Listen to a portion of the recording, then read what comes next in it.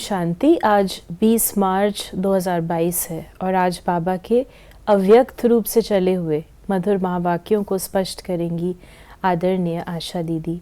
आज की revise course की डेट है 1 मार्च 1990 और मुरली की हेडलाइन है ब्राह्मण जीवन का फाउंडेशन, दिव्य बुद्धि और रूहानी दृष्टि।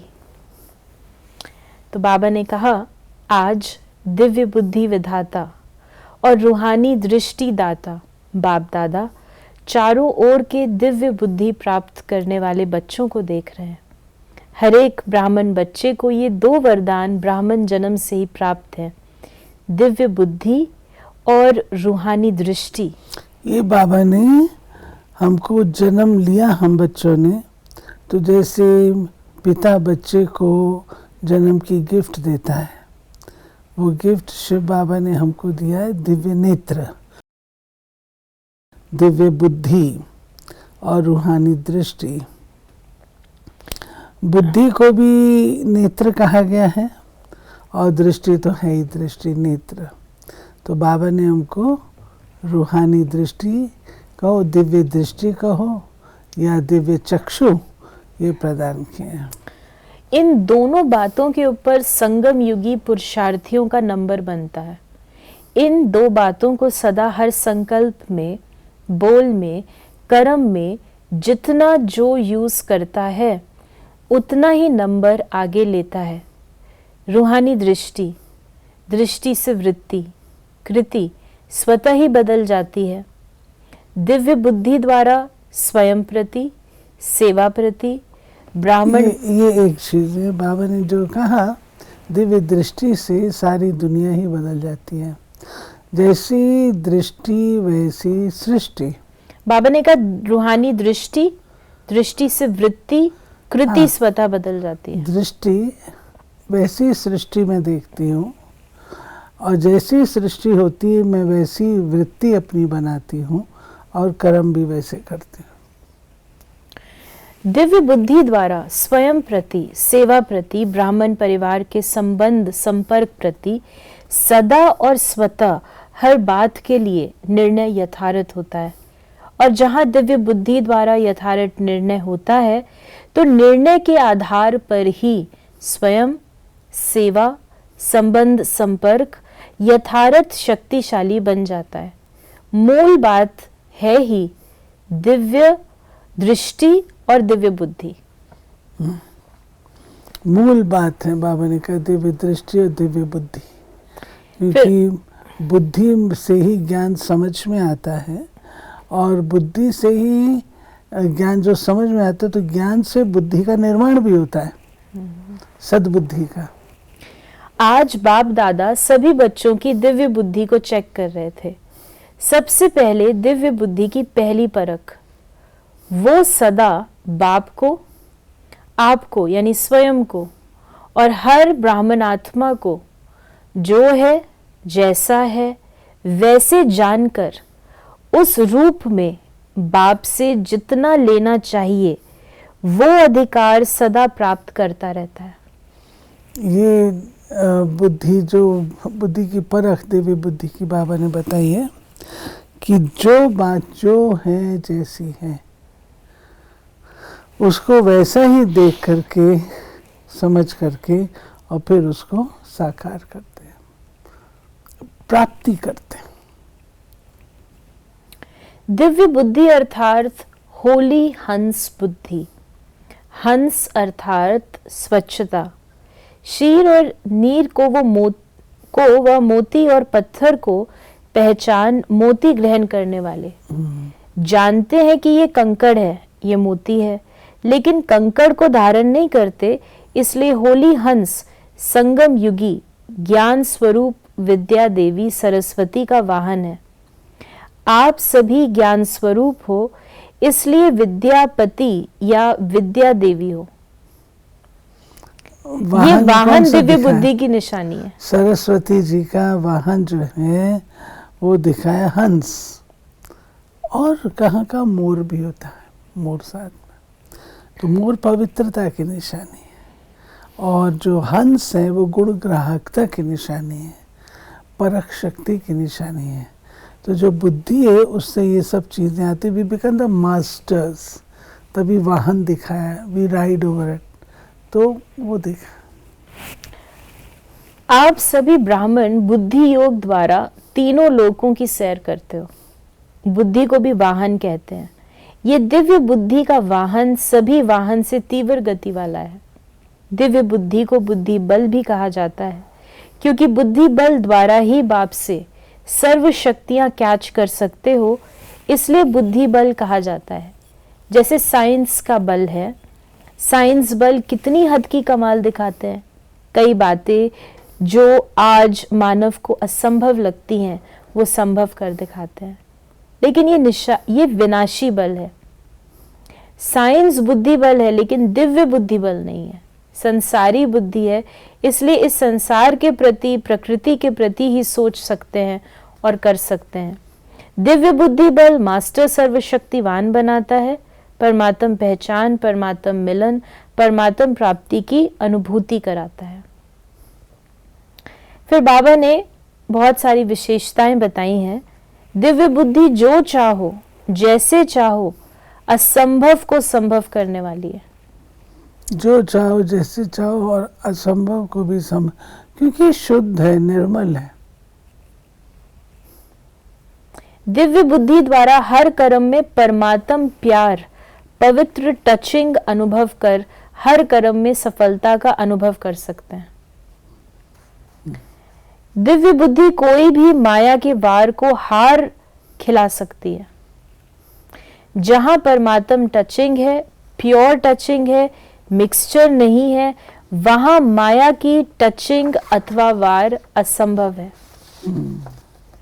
माया को का आना तो छोड़ो, लेकिन टच भी नहीं कर सकती है। माया दिव्य बुद्धि के आगे सफलता की वरमाला बन जाती है, माया नहीं रहती। बाबा कहते हैं कि दिव्य बुद्धि वाला क्या नहीं कर सकता। जब बाबा ने एक ही शब्द कह दिया, संभव को संभव कर सकता है, तो उसके आगे सफलता क्या बड़ी चीज़ है। माया जो है कोई ऐसा विघ्न लाने के बजाय वो उसके आगे वरमाला लेके तैयार है। दिव्य बुद्धि बल अति श्रेष्ठ बल है, सिर्फ इसको यूज करो। जैसा समय उस विधि से यूज करो तो सर्व सिद्धियां आपकी हथेली पर है। सिद्धि कोई बड़ी चीज नहीं है, सिर्फ दिव्य बुद्धि की सफाई है। जैसे आजकल के जादूगर हाथ की सफाई दिखाते हैं, ये दिव्य बुद्धि की सफाई सर्व सिद्धियों को हथेली में कर देती है। आप सभी ब्राह्मण आत्माओं ने सर्व सिद्धियां प्राप्त की हैं, लेकिन दिव्य सिद्धियां साधारण नहीं। तब आपकी मूर्तियों द्वारा आज तक भी भक्त सिद्धि प्राप्त करने के लिए जाते हैं। जब सिद्धि स्वरूप बने हैं तब तो भक्त आपसे मांगने जाते हैं।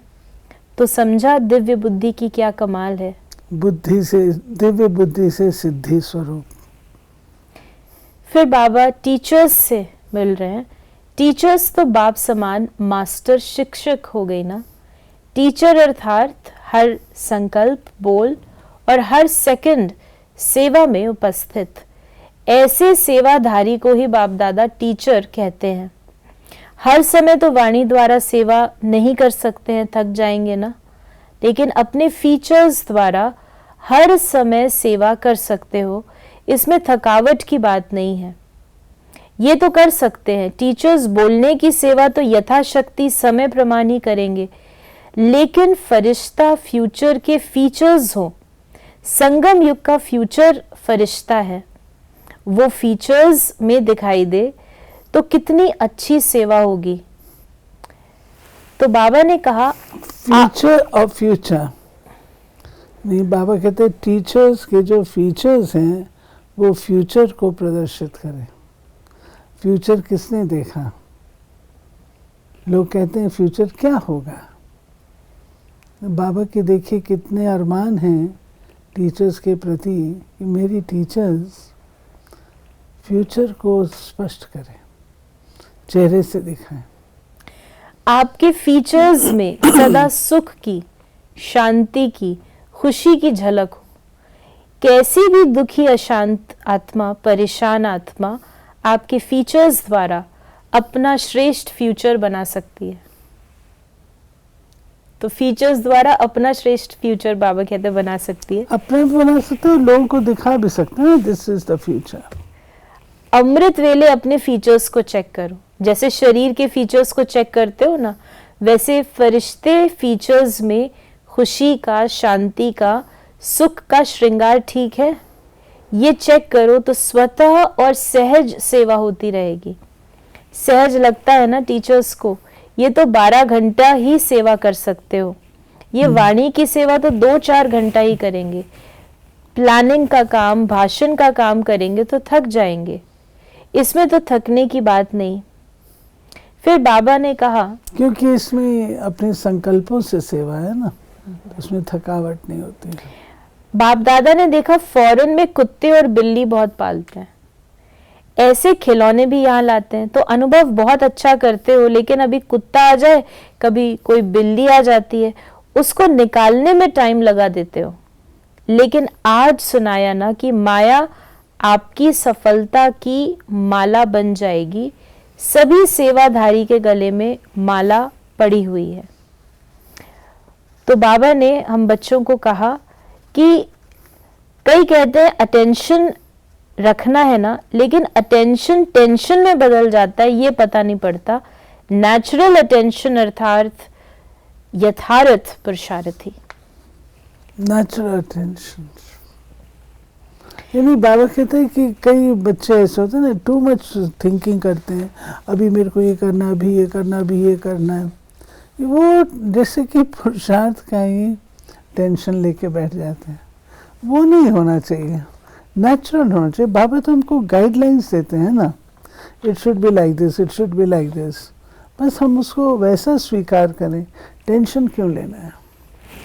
आज का वरदान है, साक्षीपन के अचल आसन पर विराजमान रहने वाले अचल अडोल प्रकृति जीत भव। प्रकृति चाहे हलचल करे या अपना सुंदर खेल दिखाए, दोनों में प्रकृतिपति आत्माएं साक्षी होकर खेल देखती हैं। खेल देखने में मजा आता है, घबराते नहीं। जो तपस्या द्वारा साक्षीपन की स्थिति के अचल आसन पर विराजमान रहने का अभ्यास करते हैं, उन्हें प्रकृति की व व्यक्तियों की कोई भी बातें हिला नहीं सकती।